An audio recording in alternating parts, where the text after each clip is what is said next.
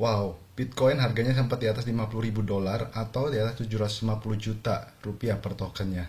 Banyak orang bertanya bagaimana sih cara hitung valuasi Bitcoin dan ada nggak sih fundamental behind it yang bisa justify itu. Hey guys, ketemu lagi dengan saya Herman, partner kripto Anda, dan perlu diingat bahwa saya bukan life financial advisor kalian, dan channel ini dibikin khusus untuk education purpose dan semoga bisa membantu cara analisa kalian di dunia kripto.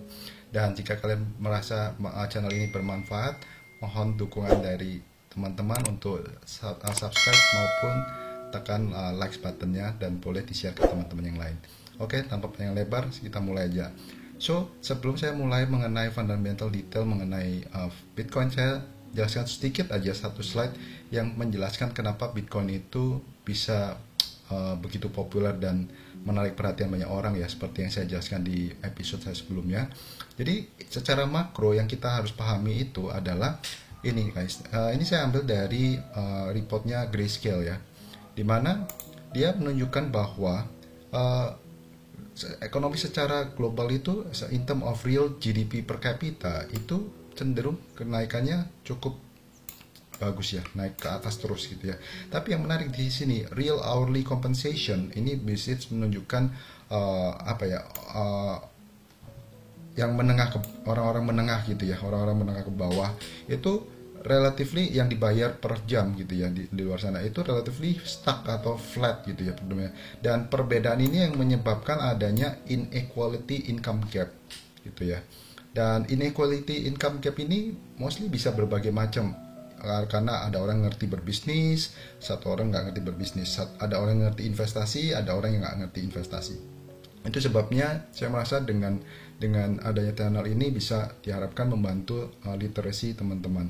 Dan begitu juga Bitcoin itu peranannya juga ditujukan untuk memproteksi terhadap resiko inflasi. Ya, itu sebabnya Bitcoin disebut dengan inflation hedge instrument. Dan salah satu komen menarik dari veteran fund manager Bill Miller gitu ya. Dia juga mengatakan bahwa Bitcoin itu bisa dianggap sebagai polis asuransi gitu ya, dimana in case kalian khawatir dengan bahwa resiko inflasi itu bisa meledak lagi seperti yang kejadian di tahun 1970-an gitu ya.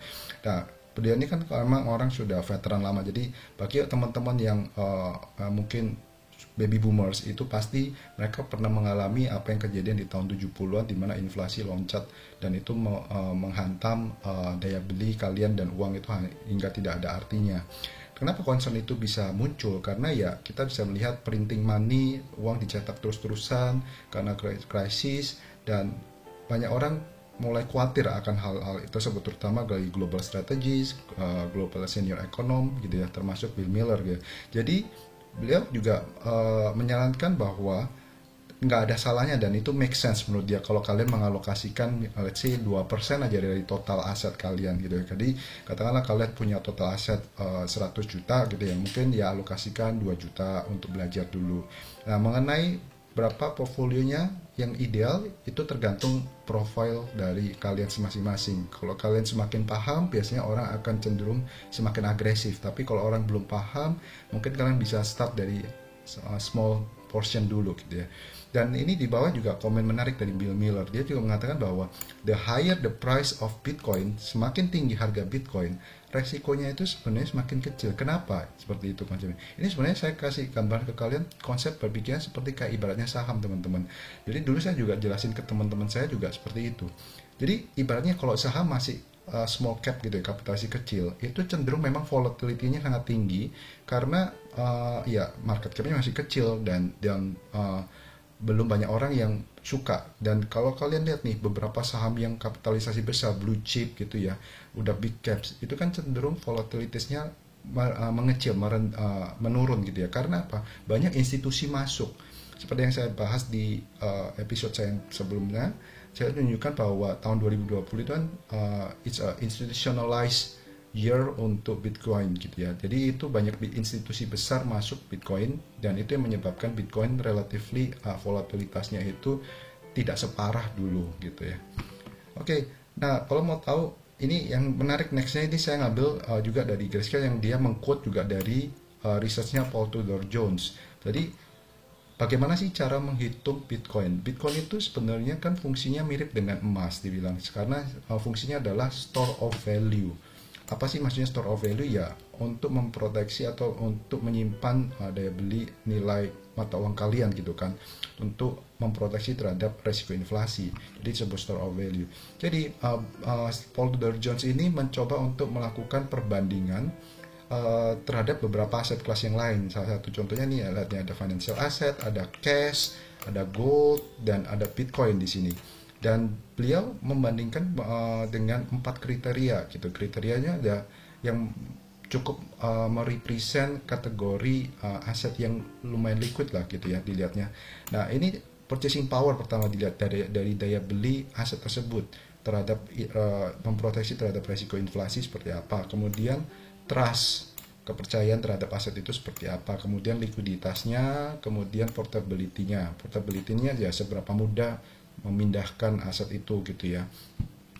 Nah, kemudian dia melakukan masing-masing scoring nih di sini.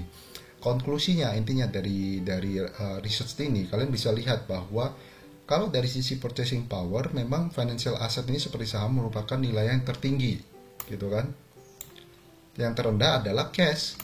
Kenapa? Ya cash ini karena ya kalian kalau punya cash banyak simpen di tabungan, dompet, atau itu bunganya kecil banget, gak ada artinya, kalian pasti percuma gitu. Maksudnya tidak bisa akan tergerus oleh inflasi makin lambat laun gitu. Kecuali cash itu untuk kebutuhan emergency atau yang dadakan gitu ya. Kemudian kalau dari sisi purchasing power, Bitcoin not bad nih, tapi masih di bawah gold waktu dia bikin research ini kan di tahun 2020 ya.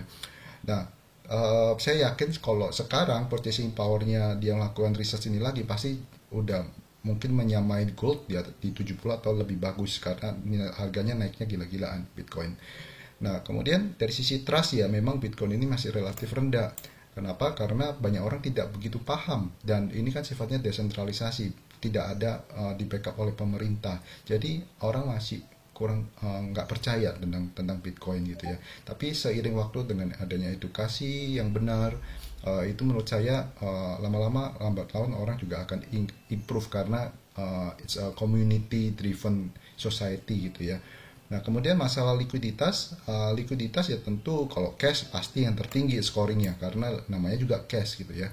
Nah, Bitcoin ini di tengah-tengah nih, karena ya Bitcoin nggak bisa langsung dipakai gitu kan, karena nggak semua kalau di Indonesia kan Bitcoin belum diakui sebagai alat pembayaran gitu ya. Dan tapi kalau di luar negeri Bitcoin itu sudah diakui sebagai alat pembayaran, di beberapa merchant udah bisa terima Bitcoin. Tapi nggak langsung bisa dipakai karena kalian kan harus tetap ganti dulu dalam fiat, atau mungkin ada beberapa merchant bisa tapi tidak se-fleksibel cash lah. Nah, portability ini yang menarik, Bitcoin tidak kalah dengan cash nih teman-teman, dia lihat nih sama scoringnya 80 karena Bitcoin itu bisa dibuat transaksi kemana aja, borderless gitu kan, salah satu karakteristik yang sempat saya bahas di episode sebelumnya. Jadi kesimpulannya di sini kalian bisa lihat skor yang tertinggi memang masih financial asset, itu sebabnya market cap-nya atau kapitalisasi pasarnya dia tertinggi 266 triliun dolar. Kemudian cash ini juga orang masih relatif banyak orang menggunakan transaksi cash gitu kan. Nilai kapitalisasi pasar di global itu kurang lebih 39 triliun dolar. Nah, sekarang come to gold dan Bitcoin nih. Tujuannya analisanya dengan untuk melakukan analisa store of value itu yang cara mudahnya itu adalah dengan cara menghitung relative valuation. Apa sih maksudnya? Relative valuation ini ya membandingkan suatu nilai suatu aset yang memiliki karakteristik yang sama, benchmarking lah ya istilahnya. Nah, kan Bitcoin tadi dikatakan hampir ada kemirikan fungsinya seperti gold. Nah, tinggal kalian menganalisanya gini. Kalau gold nilai kapitalisasi pasarnya 11,9 triliun dolar gitu kan.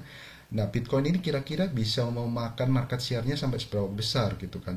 Nah, pada waktu dia membuat research ini masih 200 miliar dolar kapitalisasi pasarnya Bitcoin. Tapi sekarang lihat nih teman-teman, 1 triliun dolar gitu ya. Sorry, ini harusnya M ya, ini million. Nah, kalau 1 triliun dolar berarti udah naik 5 kali lipat gold, ya kan? Nah, berapa sudah 1 triliun berarti Bitcoin itu sudah 10% dari gold. Gitu kan? Nah, berarti artinya orang sudah berekspektasi bahwa Bitcoin itu sudah memakan market share-nya gold Thomas sekitar 10%. Jadi kalian tinggal pikirkan, kalau kedepannya bisa naik ke 20%, berarti bisa menjadi 2 triliun dolar market cap-nya. Demikian juga kalau 30%, adopsinya market share-nya gold bisa 3 triliun. Jadi situ kalian bisa hitung sendiri nanti ya. Oke, berikutnya nih beberapa fundamental yang menarik menurut saya. Fundamental justification-nya Bitcoin itu yang ditunjukkan oleh di reportnya Pantera Capital. Dia menunjukkan bahwa Bitcoin itu demand-nya 3 kali lipatnya dari supply. Nah, itu menunjukkan bahwa menjelaskan bahwa kenapa harga Bitcoin itu bisa berlipat-lipat naiknya. Dan ini ibaratnya kayak komoditas ya teman-teman ya. Jadi kalian harus tahu hukum supply dan demand-nya, karena kan ini bukan sesuatu seperti aset di saham atau perusahaan yang menghasilkan cash flow. Jadi cara analisanya seperti komoditas, kalian benar-benar melihat supply dan demand curve-nya gitu ya. Dan dia menunjukkan bahwa supply curve di Bitcoin itu sifatnya inelastis gitu kan. Sedangkan dari sisi demand itu price insensitive demand curve-nya. Dan itu sebabnya kenapa demand-nya lebih cenderung melandai, supply-nya cenderung agak curam ke atas gini ya. Nah, jadi dari sini ini kan katakanlah nih kondisi awalnya di D0 dan S0.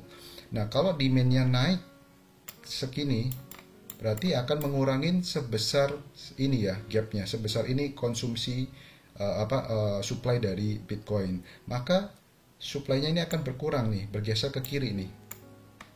Jadi ketemulah titik baru di sini, ini equilibrium harga Bitcoin, dan makanya harga Bitcoin dari P0 naik ke sini.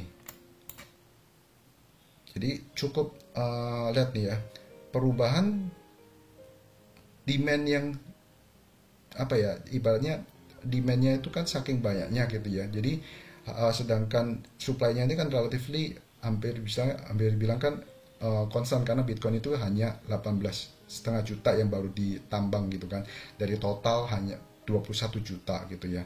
Dan ini perubahannya cukup signifikan nih langsung gitu. Nah, another fundamental yang dia coba melakukan regression, yang dia coba lihat pattern dan polanya itu di sini. Dia lihat ini, saya lihat 5 orders of magnitude rules. Ini sebenarnya kalau kalian lihat nih patternnya itu kayak ibaratnya 1:5.000 kan, ibaratnya satu wallet mungkin ya saya asumsikan pegang $5.000 gitu kan. 10 kali lipat adopsi orang pengguna by Bitcoin itu meningkatkan harganya, juga meningkat katakanlah 10 kali lipat juga gitu ya.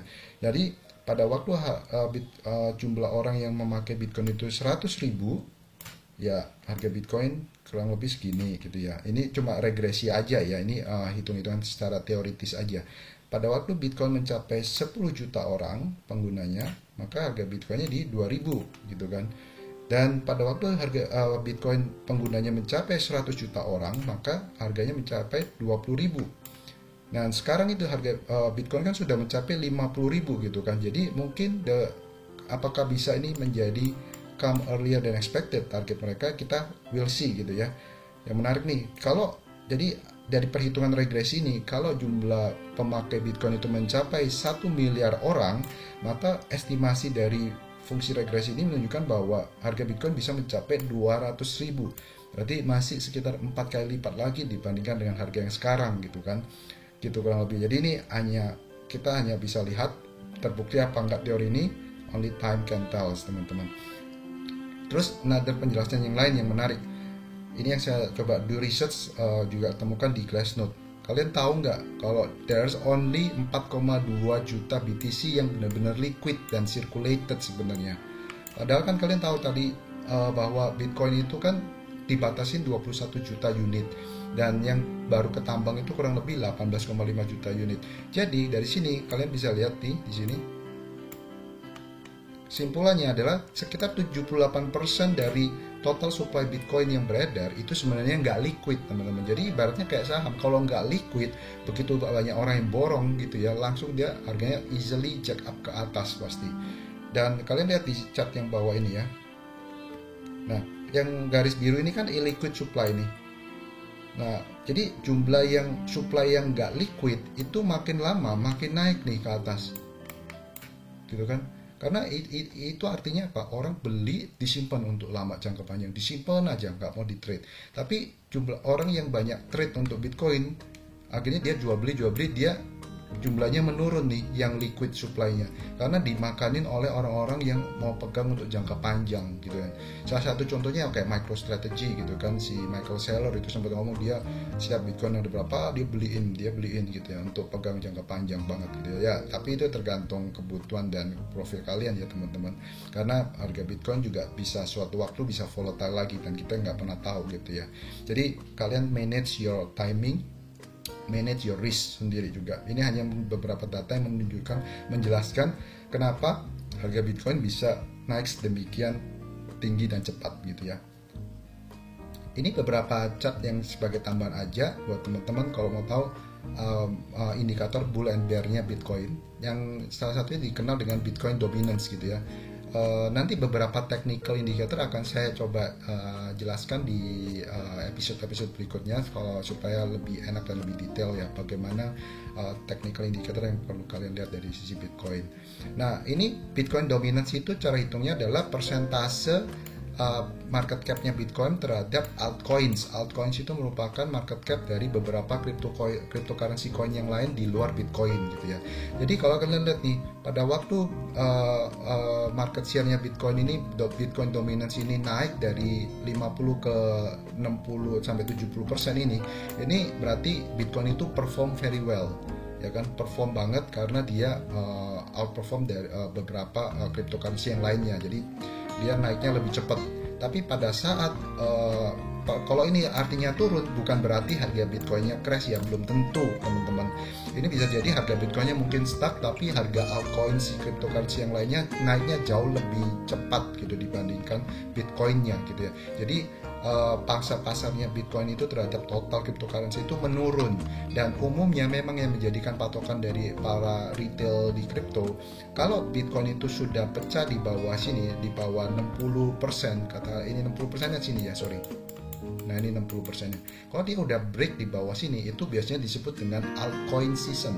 Altcoin itu ya ini disebut altcoin bull indicator, seperti ini kalian lihat, dimana di luar Bitcoin dan Ethereum. Bitcoin Ethereumnya yang top bignya gitu ya. Di luar itu berarti ini altcoins yang lain ini perform, dia naik sangat signifikan dan akhirnya diikuti dengan penurunan Bitcoin dominance-nya. Kurang lebih seperti itu teman-teman sekalian ya. Nah, ini another chart yang menurut saya coba kasih gambaran ke kalian. Ini ada kemiripan rasio valuasi Bitcoin itu dengan saham yang dikenal salah satunya MVRV. MVRV ini adalah market cap dibagi dengan realized capitalization. Realized capitalization itu kayak ibaratnya apa ya, bahasa sederhananya itu nilai output yang dari protokolnya Bitcoin, nilai output yang sebenarnya gitu ya. Nanti di next session saya akan tunjukkan bagaimana kalian bisa lihat beberapa real transaction dari di sistem di blockchainnya Bitcoin gitu ya. Nah, ini ibaratnya menurut saya kalau di saham ini sama dengan kalau kalian tahu rasio price to book value di sektor perbankan. Makanya lihat nih, rasionya kan mirip nih 1,5 sampai 4 kali. Jadi kayak ibaratnya Bank A valuasinya di 1 atau 2 kali book value gitu kan, atau 3 kali book value. Nah, ini kalau ditanya apakah mahal, belum ya wajar lah ya kalau di level segini, karena nggak mahal nggak murah. Karena kalau bilang murah ya dia pernah di sini 2 kali, MVRV-nya pernah di 2 kali rasionya. Kalau dibilang mahal ya nggak juga, karena dia pernah di sini gitu kan, di hampir 4 kali atau 3,5 kali ke atas nih MVRV rasionya. Jadi ya kalian bisa mantau ini untuk timing your position gitu ya teman-teman. Nah, kemudian ada juga NVT ratio. NVT ratio ini kalau di saham saya asosiasikan mirip dengan PE ratio teman-teman.